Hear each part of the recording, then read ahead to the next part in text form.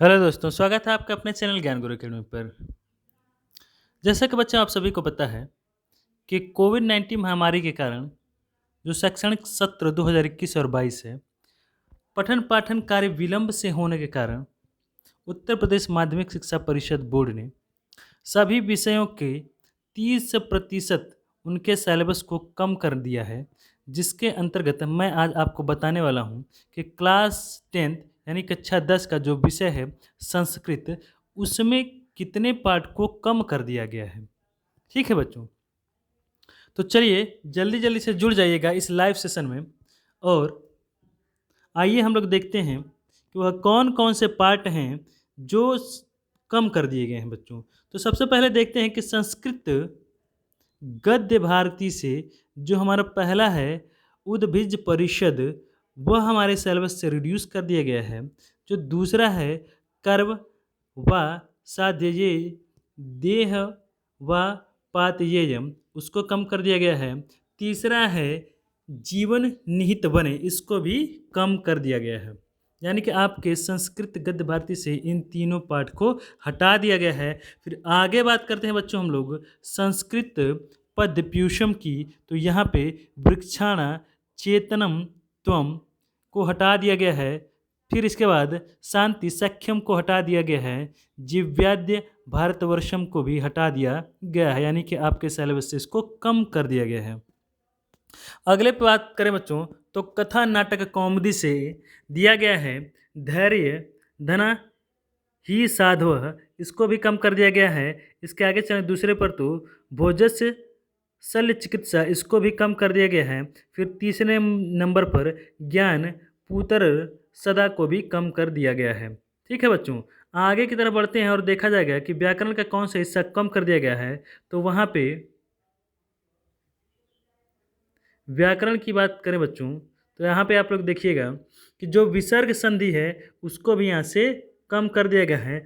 शब्द रूप में जो पुल्लिंग है और पुल्लिंग में भगवत करेन, स्त्रीलिंग में सरित का, अनपुंसक लिंग में मधुक नमन अदस आदि को कम कर दिया गया है। धातु रूप की बात करें तो परम स्मय पद में देखिएगा न से आप इस और उभय पद में ज्ञा चुर को कम कर दिया गया है। प्रत्यय की बात करें तो श्रित नाश्य वक्यतु और किंतु इन मतुप कठ त्व और तलु को भी कम कर दिया गया है।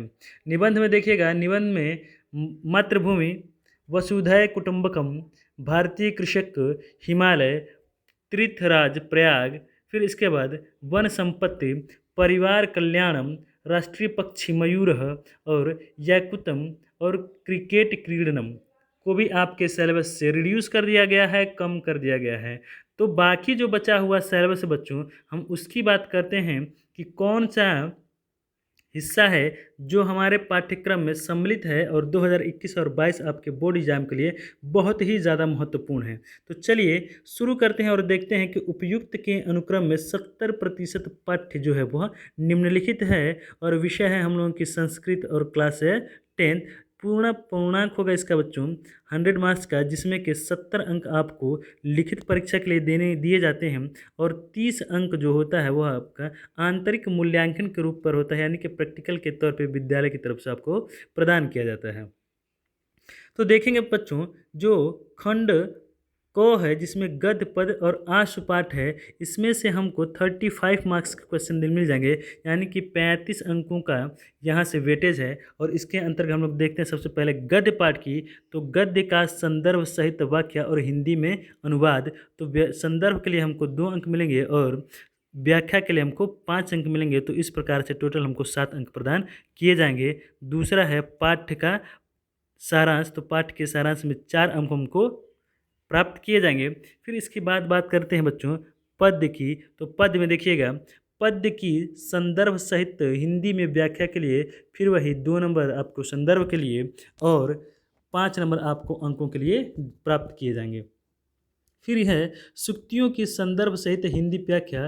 तो यहाँ पे आपको संदर्भ के लिए 1 अंक और उसकी व्याख्या के लिए 2 अंक और कुल मिलाकर यह 3 अंक का प्रश्न आपका होगा। फिर आगे बढ़ते हैं और देखते हैं किसी एक श्लोक का संस्कृत में अर्थ। यह 5 अंकों का है और बहुत ही इम्पोर्टेंट है। आपको किसी संस्कृत का श्लोक याद करना है, उसको संस्कृत में ही अनुवाद भी कर देना है। इसके लिए आपको 5 अंक दे दिए जाएंगे। फिर आगे बढ़ेंगे बच्चों और देखेंगे कि आंसू पाठ में हम लोग देखते हैं बच्चों कि पात्र का चरित्र चित्रण वो भी हिंदी में लिखना है, जिसके लिए आपको 4 नंबर मिलते हैं बच्चों। कितने नंबर मिलेंगे?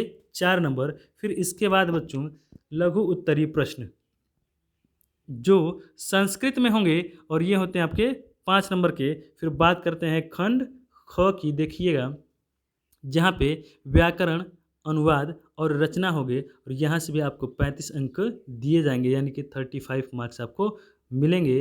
उसके अंतर्गत जो आने वाले चीज़ें हैं उनके अंतर्गत सबसे पहला है व्याकरण। और व्याकरण में देखिएगा प्रत्याहारों एवं का सामान्य परिचय एवं वर्णों का उच्चारण स्थान, दूसरे पर संधि है और तीसरे पर शब्द रूप है।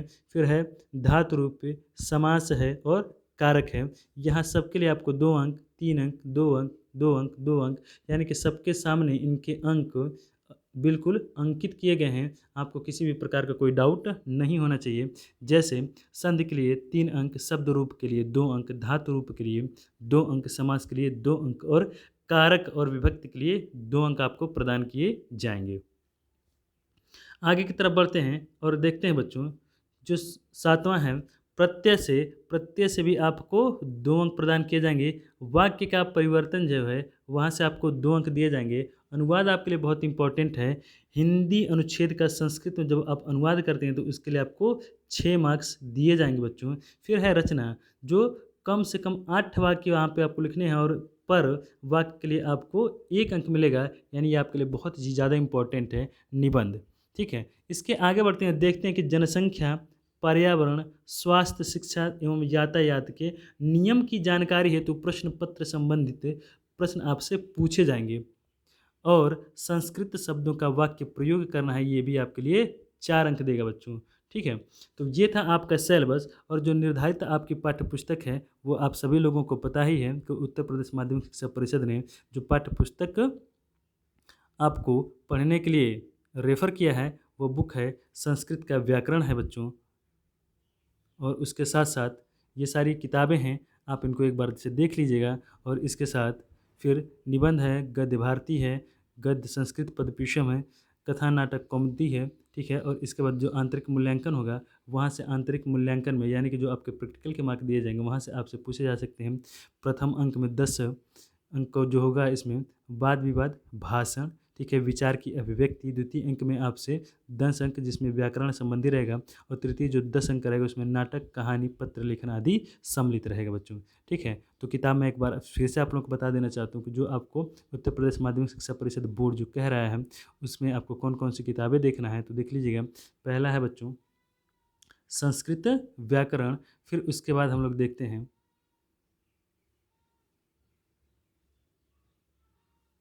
संस्कृत गद्य भारती, फिर है संस्कृत पदप्यूषम और कथा नाटक कौमुदी, ठीक है बच्चों। तो ये है आपकी बुक। तो आप आई होप कि समझ गए होंगे।